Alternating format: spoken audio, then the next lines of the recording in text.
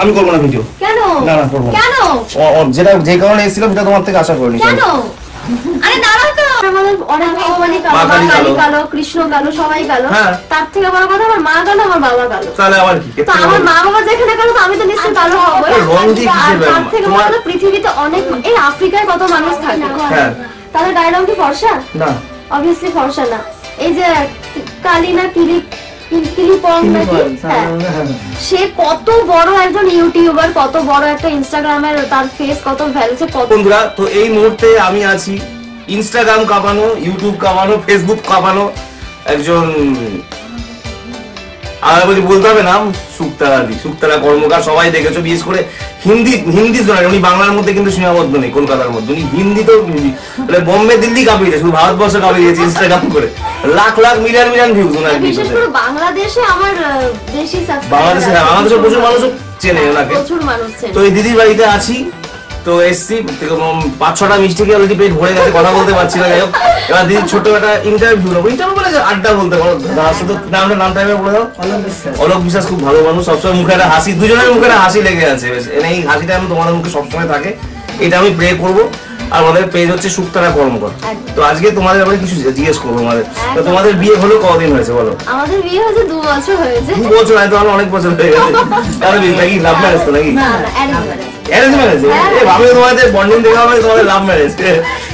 Arrange marriage এত সুন্দর একটা বন্ডিং, মধ্যে ভালোবাসা, আমি তো দেখি সিরিয়াস হয়েছি, তোমাদের অনেক কিছু পেন ছিল, তারপরে বিয়ে হয়েছে। আমাদের ফট করে দেখা শুনছে, ফট করে বিয়ে হয়েছে খুব তাড়াতাড়ি। হ্যাঁ, আমাদের মানে কি ঘটক ফটক এরকম ব্যাপার? না, ঘটক না, এমনি আমার এখানে কিছু রিলেটিভ রয়েছে, আমি বেড়াতে এসেছিলাম, শাশুড়ি দেখে পছন্দ হয়েছে, আর আমার বাবার একটা সমস্যা ছিল, তার জন্য আমাদের খুব তাড়াতাড়ি বিয়ে হয়ে গেছে। আচ্ছা আচ্ছা, খুব ভালো। তো ভিডিও লাগে তখন তোমরা ভিডিও করতে না? 2 বছর আমি মানে এই টিকটকে ভিডিও করতাম। হ্যাঁ, টিকটক তো তখন তোমরা ভাইরাল হতো। হ্যাঁ, টিকটকে আমার 4.5 লাখ ফলোয়ার ছিল। ও আচ্ছা আচ্ছা, আরে তাহলে আমি দেখেছি তোমার, তখন ওই সময় তোমার বিয়ে হয়েছিল না? না না না না, হ্যাঁ হ্যাঁ, আমি এবার মনে পড়ে, আমি দেখতাম তোমার ভিডিও, একবার এসেছিল আমার টিকটকে, তখন ভীষণ ভাইরাল ছিলাম। তো সেই যখন মানে লকডাউন পড়লো, মানে টিকটক ব্যান হলো, তার কিছুদিন আগে আমি ভাইরাল হলাম, 2 মাস থাকলি। ওই সময় টিকটক ওই সময় মানে তারপরে টিকটক ব্যানার পর কি করলে তুমি? ওই সময়টা তো বিশাল মাথা খারাপ হয়ে গেল। প্রথমত টিকটক যখন ব্যান হলো, আমি ভীষণই ছোট, কারণ আমার এখন বয়সই চলছে 21। টিকটক ব্যান হয়েছে আজ থেকে মিনিমাম 4 বছর আগে, 4 বা 5 বছর আগে। তো তখন সাপোর্ট করার জন্য কেউ ছিল না, দ্বিতীয়ত আমাকে বোঝানোর মতো কেউ ছিল না।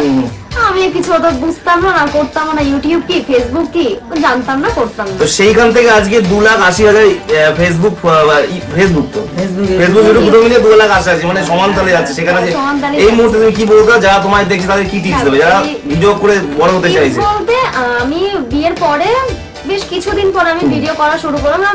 ভিডিও করা বলতে কি, আমার হাজবেন্ডই আমাকে বলেছিল যে করো, যেহেতু আমার ভালো লাগার একটা জিনিস ছিল। তো সত্যি কথা, ওকে আমি পাশে পেয়েছি বলে আজ করেছি। তো আমি মনে করি যে কেউ যদি কারো পাশে না থাকে, কোনোদিন ওঠা যাবে না। সবচেয়ে কথা, এই মানুষটা সাপোর্ট করে, তাই একদম একদম। অনেকে যেমন আছে, অনেক মহিলা ভিডিও করে তাদের বড় সাপোর্ট নেই, কিন্তু এনারা দেখো সাপোর্ট করে, আমাকে সাপোর্ট করে। তো এটা ভীষণ ভালো। তো টিপস বলতে, তোমরা কন্টিনিউ ভিডিও করো। আর আমি যেটা মনে করি বা আমি যেরকম করি, তোমরা হয়তো আমার আইডিও দেখতে পারো, আমি খারাপ কিছু করিও না, আমার পছন্দ হয় না সেই জিনিসগুলো, এবং খুব ভালো কন্টেন্ট দাও, ভালোভাবে ভিডিও করো, ভদ্রভাবে ভিডিও করো, ব্যাস আর কিছু না। হ্যাঁ, এই দিদি প্রমাণ করেছে যে ভদ্রভাবে ভিডিও করো ভাইরাল হওয়া যায়। অনেকে আছে এই দেখি, ওই খুলে দেখি ভাইরাল হয় না, ট্যালেন্ট তোমার থাকতে হবে। এটা না যে একটা স্মাইলি যথেষ্ট। কালো হলে বা ফর্সা হলে যে ভিডিও করা যায়, ওটা আরেকটা বানাবো, পরে ওটা একটা 2 মিনিট এটা বানাবো, কারণ এটা সুন্দর একটা কথা বলবো আমার, যেটা বলেছিলাম। একদম একদম। তো যাই হোক, এই হচ্ছে দিদির বাড়ি হচ্ছে সমুদ্র করে। আমি এসছি এখান থেকে, আমাদের দিয়ে কালনা ঘাট, খুব ভালো লাগলো দাদা। সবসময় ভালো লাগলো, আমি এসছি, আমাকে নিতে দাঁড়িয়ে ছিল ওখানে, মানে ভালো লাগে যে এত বড় ক্রিয়েটার আমাকে নিতে, আমার ছোট একটা ক্রিয়েটারকে। দেখো, ক্রিয়েটার তো কেউ বড় কম মানে ছোট বড় হয় না। আমি মনে করি যারা আমরা সোশ্যাল মিডিয়াতে কাজ করছি, আমরা সবাই সমান, কেউ না একটু বেশি পরিচিত, কেউ একটু কম পরিচিত, তাই তো? তাছাড়া কিছুই না, কিন্তু ভালোবাসার জায়গায় আমরা একই রয়েছি।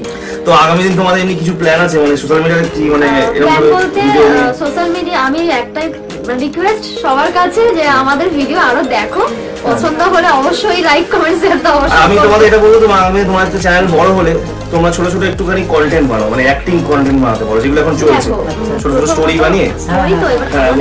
সত্যি কথা বলতে সময়ের জিনিসটা ভীষণ অভাব। সময় কিছু এখন সোশ্যাল মিডিয়ায় কাজ করো না, অন্য কিছু করো না, আমাদের অন্য পার্সোনাল কোনো কাজ নেই এখন, আপাতত সোশ্যাল মিডিয়াতে সময় আছে। ওই টাইমটা তুমি সময় নেই। এবার দেখো আমি তো সংসারে তো আমাকে করতে হবে, সময় একটা ব্যাপার, রান্না খাওয়া দাওয়া সবকিছু করে আমি সময়টা পেয়ে উঠছি। আচ্ছা আচ্ছা, তো যাই হোক, তো দিদি নানা অজানা তা দিদি মানে আরেকটা শুধু আশা করা যে সময় ছোটবেলা থেকে মানে কোথায় মানুষ তোমার আসল বাড়ি? আমার আমি জন্ম নিয়েছি মানে আমাদের ব্যান্ডেলে। আচ্ছা। তো সেখান থেকে আমি 5 বছর থাকার পরে আমি এই সমুদ্র পাড়ে কুতিরডাঙ্গা বলে একটা জায়গা রয়েছে, সেখানে আমি থাকি 4 বছর। তো তারপরে আবার আমি ব্যান্ডেল চলে যাই। তোমার তো অল্প বয়সে বিয়ে হয়েছে, উনি স্কুল কলেজ কি পড়েছে? না, কলেজ করি, আমার 12 করতে করতে বিয়ে হয়ে গেছে। বাহ। তো যাই হোক, ওরকম একটা জায়গা থেকে যে তুমি হয়েছে 12 করেছে, এটা অনেক ভালো। আর দাদা তুমি এখন এই ছোটবেলা ভিডিও গবেষণা নিয়ে আছো? আমি তো এর জন্য আমি কাজ করতে চলেছি, ওই লাইটিং করতে হবে, লাইটের কাজ করতে। আচ্ছা আচ্ছা, দাদা লাইটের কাজ করতে এখন পুরোপুরি ভিডিওতে ফোকাস করে। তো এইটুকুনি বলো, সোশ্যাল মিডিয়ায় তুমি দাঁড়িয়ে যে অন্য কিছু করতে হবে, আমি তোমায় বলছি এই যা দেয় এবারে বলছি এর পিছনে আমি না খাটি তাহলে হবে বসে আছি। না না, খাটতে অবশ্যই আমার নিজের ইউটিউব চ্যানেল ক্যামেরা ধরে দিচ্ছি, ওটা এখানে নিয়ে যাচ্ছি, ওইখানে নিয়ে চলে যাচ্ছি ভিডিও করার জন্য। কি বলতো, আমাদের সাপোর্ট করার জন্য একটা মানুষ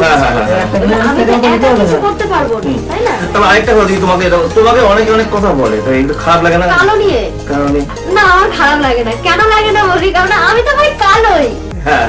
রং দিকে এটা আমাদের দেশের মানুষের বানিয়ে নিয়েছে। হ্যাঁ, তার মানে তুমি বলো ভগবানের মধ্যে অনেক ভগবানই কালো, মা কালী কালো, কৃষ্ণ কালো, সবাই কালো।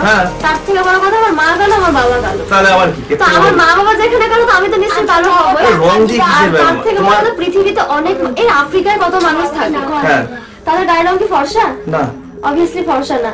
এই যে কালিনা কিলিপং নাকি, সে কত বড় একজন ইউটিউবার, কত বড় একটা ইনস্টাগ্রামের, তার ফেস কত ভ্যালু, সে কত জায়গায়, তার কালো রং দিয়ে তো সে একদম ভেঙে পড়বে। আমি তোমাকে একটু না, আমি ভেঙে পড়ি না। প্রথম একটু খারাপ লাগতো, কারণ তার থেকে আমার তুমি ছোট থেকে শুনতে হয়, মানুষ বলবেই কমে, এই মানুষগুলো যারা তোমার খারাপ কথা বলে, এরা আবার দেখবি সোশ্যাল মিডিয়ায় গিয়ে শেয়ার করে বলবে, কাউকে রূপ নিয়ে বলা, আবার কমেন্টস উল্টো পাল্টা দেবে। হ্যাঁ, বলে তো এই ধরনের মানুষদের একদম পাত্তা দেবে না। জন্ম নিয়েছি তখনও মানুষ কালো বলেছে, বিয়ে করেছি তখনও মানুষ কালো বলেছে। আমি কি করবো, কালো আমার কিছু করার নেই, আমার এখনো কিছু করার নেই। আমি যে এখনো কালো রয়েছে, অনেকে বলে তুমি এটা মেখো, ওটা মেখো, এই করো, এই লিপস্টিক লাগিও, দরকার নেই। আমার ভাই অত টাকা নেই, যখন হবে করবো, সিরিয়াসলি। আজকে সুপ্রাদির সাথে একটা ছোট্ট ইন্টারভিউ, খুব ভালো লাগলো আমার। ভালো মানুষ, আবার দেখা হবে, নিশ্চয়ই আসবো।